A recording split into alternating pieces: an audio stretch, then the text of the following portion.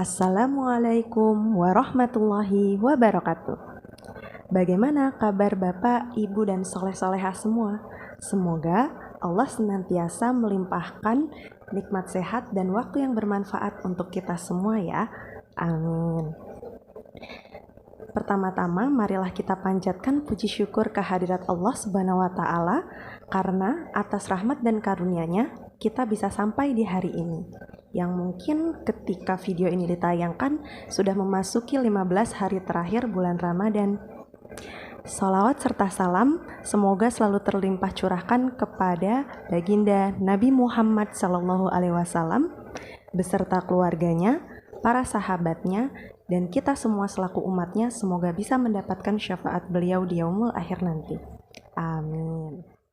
Untuk menemani waktu sore menjelang berbuka ini, saya akan sedikit bercerita tentang kisah salah seorang sahabat Nabi yang Masya Allah dikenal akan kedermawanannya.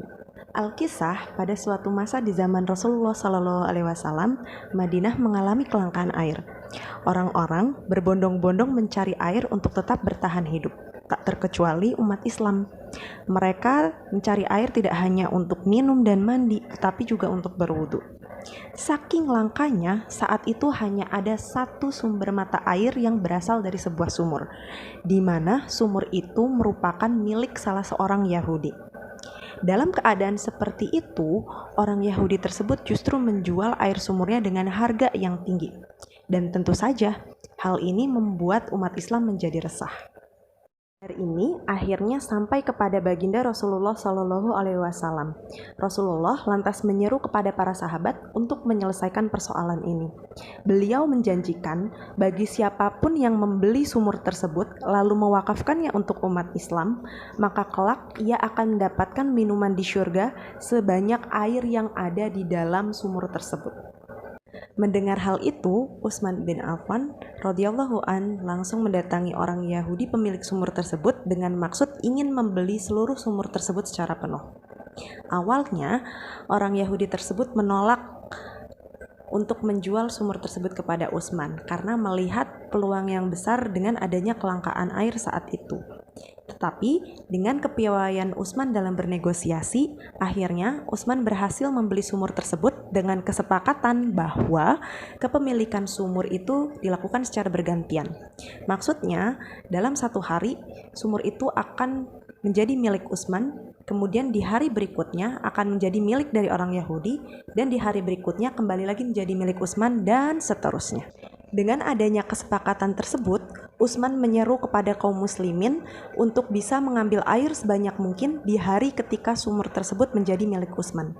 Utsman menyeru kepada kaum muslimin agar bisa mengumpulkan persediaan air untuk memenuhi kebutuhan selama 2 hari, agar ketika sumur tersebut menjadi milik orang Yahudi, kaum muslimin tidak perlu lagi mengambil air di sana.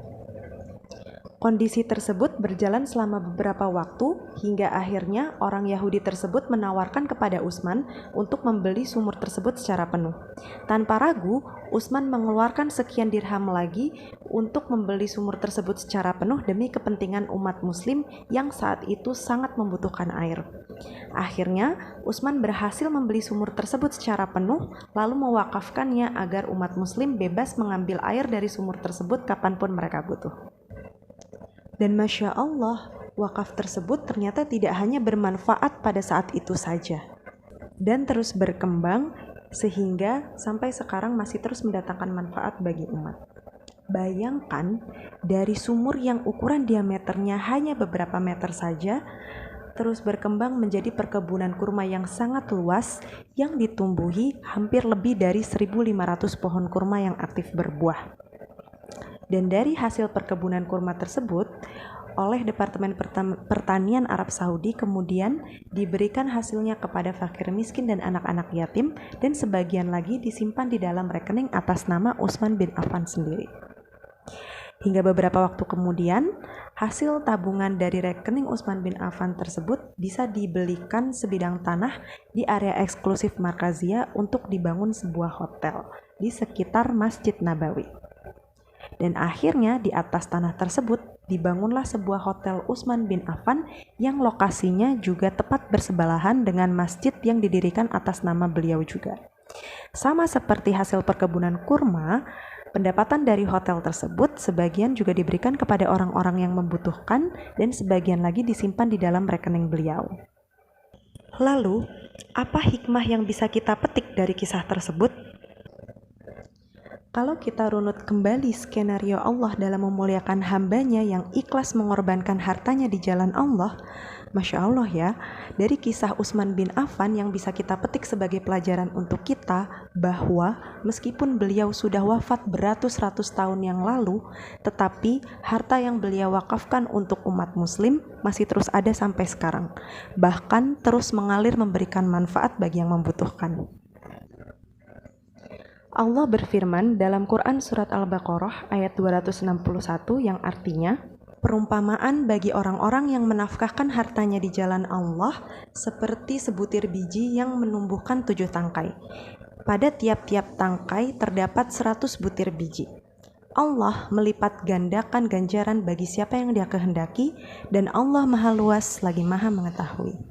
Masya Allah, bayangkan sebutir biji tumbuh menjadi 7 tangkai, yang mana setiap tangkainya terdapat 100 butir biji. Artinya, jika kita infak atau sedekah 1.000 rupiah saja, itu Allah akan ganti dengan 700 kali lipat, yang mungkin kalau sesuai dengan perhitungan kita sekitar 700.000. Dan mungkin bisa jadi perhitungan Allah berbeda dengan kita, karena Allah Maha Baik dan Maha Pemurah. Hal itu Allah sendiri loh yang janjikan langsung melalui firman-Nya, bahwa bagi siapapun yang menafkahkan hartanya di jalan Allah, maka Allah akan lipat gandakan ganjaran baginya selama itu dilakukan secara ikhlas, semata-mata hanya mengharap ridho Allah Subhanahu wa Ta'ala.